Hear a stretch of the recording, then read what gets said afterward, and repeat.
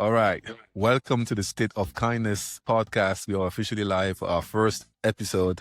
I'm Dido Balla, and I'm here with the one and only and amazing Reiss here. So happy to be here.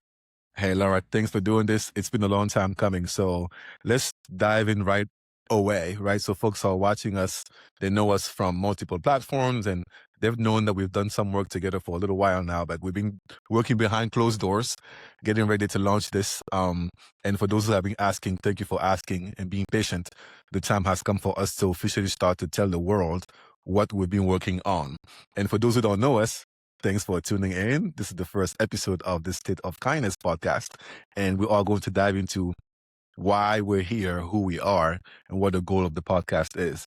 But before anything else, the most important thing to say is that we both work for the Kindness Matters Foundation.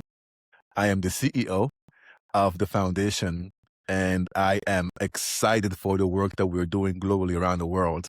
But before I ever joined this organization, we had our founder, Laura Reiss. So I'm going to pass it on to Laura. Tell the world a little bit about who you are. Oh, thank you, Dido. Okay, so my name is Laura Reiss. I'm the founder of the Kindness Matters Foundation, and I am so grateful to be here today with Dido to share with the world the amazing work that we're doing with Kindness Matters. What's really so special about the foundation is that Kindness Matters has really helped me understand how to best live my life, how to live my best life, really, how to live my best life. I know that there are so many different ways to go about life, so many different ways to go about life. But if we can stay rooted in kindness, it serves us and it serves everybody else. So my personal commitment in life is to be kindness, to catch kindness, and to celebrate kindness. And so it's really an honor to be even having this conversation with you, Dido, that we get to play in kindness every day, work in kindness every day, and really explore the different aspects and avenues for ourselves and for others. Thank That's you. really who I am. It's who I am. I love it, and I'm somebody. I mean, I'm an educator. I taught high school for a number of years. I was an administrator. I was a mindfulness trainer. I have spent over a decade at this point focused on education with a focus on well-being. And who says well-being says living life from what we call a state of kindness. And as you will hear it discussed throughout the conversation today and throughout all our programs, kindness always starts with kindness towards oneself, before kindness towards others, and then kindness towards the world. So let's just get into this right away. So Laura, a kindness focused podcast. Why is that? Like, what are we doing here? Why do we feel like it's important to have a kindness focused podcast today? Well, I'm pretty sure everybody listening and everybody watching right now has the same answer, right? The world is just a little messy. I have a lot of adjectives to use that I'm not going to. But what I know now is that right now, where we are as a world, we are all living in this world, and it's hard and it's scary, and there's things happening that I don't really understand myself. But I know this. I know that when we do the work, when we have awareness, and when we have the tools to help us understand how we as individuals can powerfully navigate through these really hard times. These are hard times for everybody. Every single person on this planet is having somewhat of a difficult time. And we know that there are ways that we can go about difficult times, finding peace, finding joy, still staying rooted in love and kindness. And what I love about who we are and what we're doing is having these high-level conversations about, yes, life can be hard. And here's what we can do. It's like if you have an illness, it's not taking medication and putting Band-Aids on it. It's getting to the source of what is the illness and how to heal the illness. What's the source of our pain and how to heal that? So It's just kindness it's a word. And when you hear the word kindness, you're like, yeah. Why do I need to hear about kindness? Why am I listening to this podcast? It's because anything can get accomplished through kindness if you are aware and you have the tools and you have the connections. And that's what we're doing. We are saying, yeah, life can be hard. And when it is, we've got you. And that's what I love about us. And that's why I feel like it's so important for all of us to be having conversations about kindness. All of us. And it puts us in a mindset like, okay, this is what's in front of me, but I have kindness, I've got love in my heart, and I've got the tools. The situation is going to stay the same. How we manage it, how we go through it, how we heal it is through kindness and love. So yes, kindness is a big topic, really important for today and for generations going forward. Yeah, 100%. And for me, it's the same, right? I go from a background of neuroscience, knowing that every single human being needs some good news.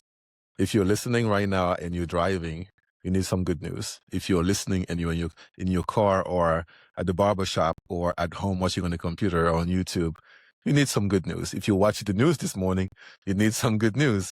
If you get on social media this morning or this afternoon, you need some good news. I need some good news.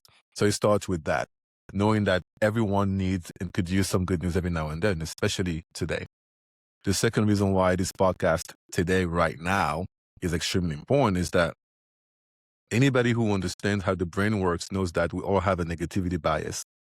What that means is that if you are the kind of person who wonders every now and then, why is it that when something bad happens, I am a little bit drawn to it? Why is it that when somebody says I have good news and bad news, you want to hear the bad news first? Why is it that when you walk into a room and everything is pristine and clean and one spot is a little messy, you focus on the messy spot first? It is because human beings have a negativity bias. There's nothing wrong with you.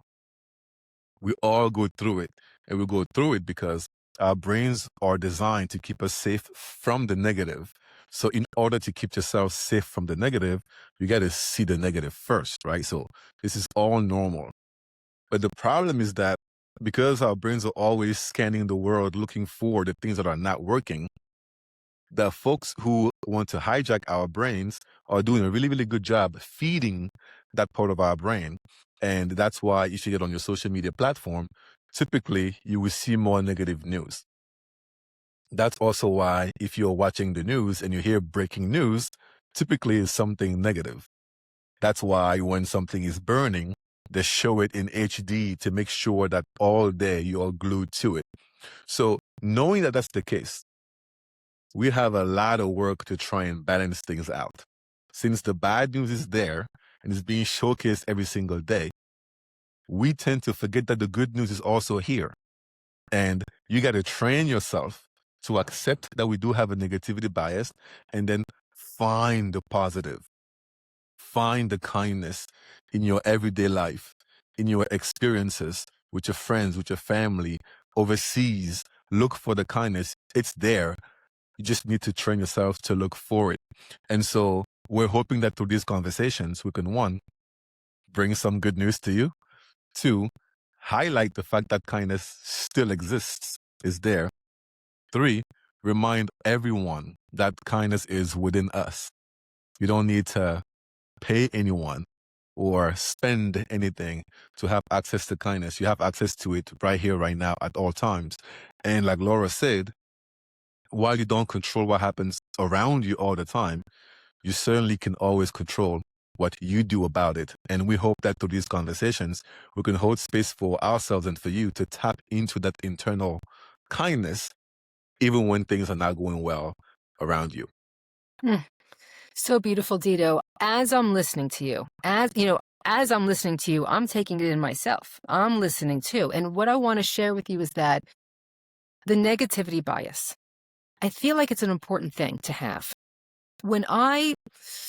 It's almost like, the negativity bias for me, it's a little like awareness, like, excuse me, there's something that you need to pay attention to now. So with a lot of emotions in general, they're little messages. Excuse me, Laura, there's something to pay attention to over there. So I feel like the negativity bias is so important to be aware of, because if you're aware of like, oh, that's a negativity bias, and then you can do the work.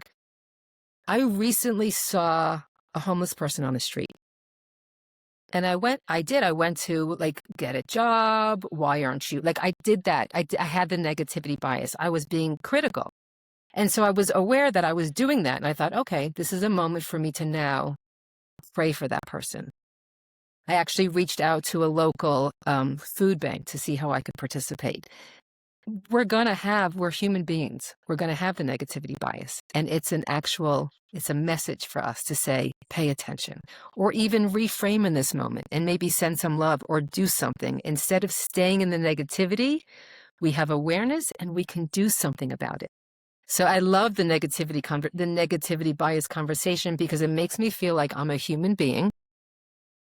That's going to happen to all of us, but I have the control and power, the awareness, and the action steps afterwards. I love the negativity bias conversation. Thanks for sharing that, because the example you gave is a central one, right? This is not a podcast where we're all going to pretend that everything is always great, right? The state of kindness does not mean that everything is always positive and happy. No. The state of kindness means that you want to practice awareness without judgment before action. And Laura, that's exactly what you did there. So you noticed and you had the awareness that you had negative thoughts about this experience. That's okay, right? You did not judge yourself, because if you had judged yourself, you would have thrown yourself in a loop of negativity, which would end up bringing you even more down, and you couldn't help yourself or anybody else. But what you did instead is you noticed it. You didn't feel great about those thoughts and ideas, but the awareness without judgment then led to a course of action that made you proud. And that's why it's okay to start with kindness towards yourself, because if you were mean to yourself about the initial thought that you had, that would have been a different experience. And for those who are listening, the key here before anything that has to do with other people starts with treat yourself with kindness. You're the most important person in the world. Treat yourself with kindness. And the more you do it, the more you can also use those same tools to treat other folks with kindness. So thanks for that example. Thank you. Thank you. I want to share that I'm not proud of it. And it's a moment that I remember oftentimes, because just like you said, I'm a human being. I could preach kindness, talk about kindness all day long, and in the end, I'm just like all of us. We are human beings. We're going to have negativity biases. We're going to have these things, but when we have the awareness around it and we can be gentle with ourselves and respond accordingly, everything's okay. Everything's okay. So let's talk about what it means to live a life of kindness, right? So when you hear the statement, it is important for all of us to strive to live life from a state of kindness. What does that bring for you? If somebody asks, but what does that actually mean, to live life from a state of kindness? So to you, Laura, what does that mean? Well, I think it's multi-layered for me, really. I just need a moment, because it's multi-layered. It's multi-layered. So for me, living in a state of kindness starts with me, which is so weird to say right now, because I kind of feel like I live my life aware of what's needed and to do my best to be of service. But really, it starts with me. Every single morning I wake up and I have a morning routine that serves me, that helps me gain my strength, gain my confidence, gain my serenity, whatever I need. So every single day starts with a self-care routine. So kindness starts with me, making sure that I'm healthy, that I'm well fed, that I'm well rested, that I'm centered and feeling strong. And then I can go out into the world. Having a kindness routine really means, for me, being aware of your actions and your words and how it affects you and how it affects other people. It's not free-flowing. There's a thought process to how I live my life. Okay, Laura, we are back. And for those who are picking back up from here, we have to own the fact that We recorded part one of this several months ago, and then we got disconnected. So it took this long for us to complete the episode. So we just want to own that. It's good to be back. It's good to be picking up when we left off. Okay, so let's do this. All right. So we had just talked about the importance of having a podcast focused on kindness right now today.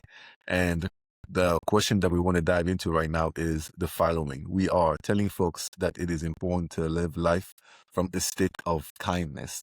And that has different meanings to different people. To you, Laura Reiss, what does it mean to live life from a state of kindness? It's such a great question. I think I'm going to start with myself, because there are layers when I think about living from a state of kindness. I want to start with myself, because if I'm taking care of myself, then I'm at a certain position to be able to take care of others or to serve or to give back. So as living in a state of kindness for me looks like being aware of my actions and how they affect me. And then we can go into being aware of my actions and how they affect other people. But I want to start with myself, because living in a state of kindness means that I am constantly aware of what I'm saying, what I'm feeling, what I'm thinking, even what I'm eating, like everything that I'm taking in and processing. I want it to be clean. I want it to be healthy. I want to be in integrity. I want to use words that empower me and inspire me. So I start with myself first, because if I'm not healthy and well, mentally, physically, spiritually, or emotionally, I can't take care of myself and I can't give to everybody else. So living in a state of kindness is an awareness of how I'm being and how it affects me and how it affects other people. And there are lots of little fun tools that I use inside of my state of kindness. Like, I'm just going to tell on myself a little example, just a little example. Living in a state of kindness. I woke up this morning. It's 5 o'clock in the morning. I love the morning time. And I walk into the kitchen, and the first thing I see is the mess that the poker boys left.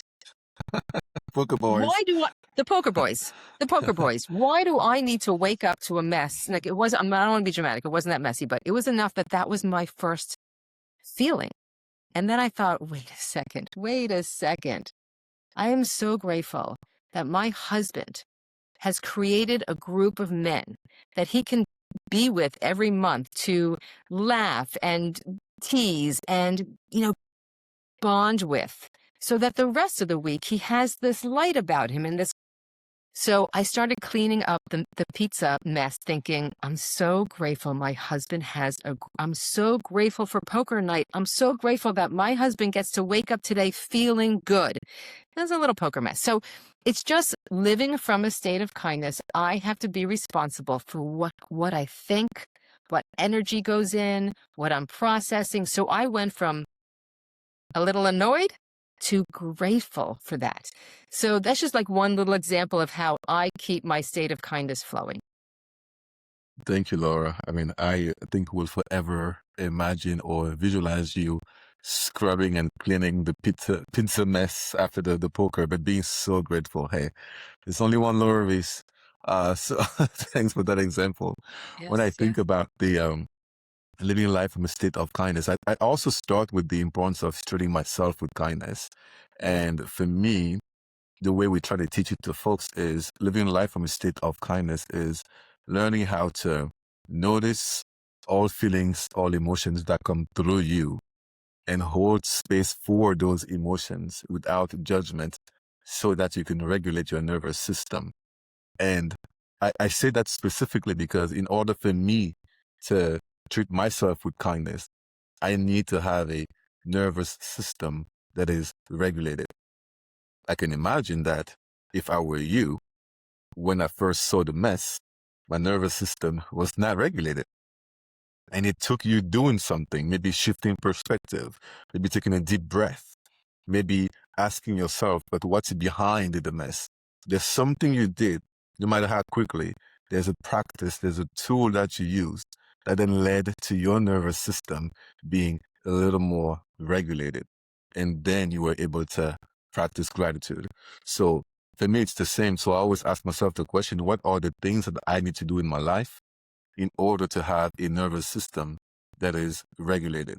And for me, it starts with the routines that I have in my life and the non-negotiables that are always in the morning, waking up very early and exercising and taking time for me. No one needs me at 6 o'clock in the morning or 6:30 or 7. This is way too early for that. It's my time. And there's something about showing up to the gym, knowing that I would do something difficult for me and knowing that I will conquer that difficult thing and sweating. And after I do all of that, there's just something about myself and my nervous system that feels a lot lighter. And that's one way I try to regulate my nervous system and live life from a state of kindness, because the days that I don't do that in the morning, it is obvious. So for those who are listening, yours does not have to be mine or Laura's. Right? You don't have to scrub the pizza and like practice gratitude. You don't have to go lift heavy weights or do CrossFit in the morning like me. Ask yourself, what are the things that you have seen that when you do them, they calm your nervous system? Is it having friends over? Is it listening to peaceful music? Is it drawing? Is it ring? Is it drinking coffee slowly? Is it journaling? Is it a walk on the beach? Is it watching the sunset or the sunrise? Is it looking at your kids as they're sleeping? Is it playing games with your friends? Whatever it is, just please take the time to make a list and have those things handy so that you can look at your life, a typical day, and then you decide, during a typical day in my life, when can I add more of these things? Because these things allow me to live life from a state of kindness. And I want to be clear about something. Yes, we want you to learn the tools to regulate your nervous system when something difficult is happening, when the crisis is happening. But what's even more cool than that is practice these tools when there's no crisis. Find a way to insert these things into your life before there's a crisis.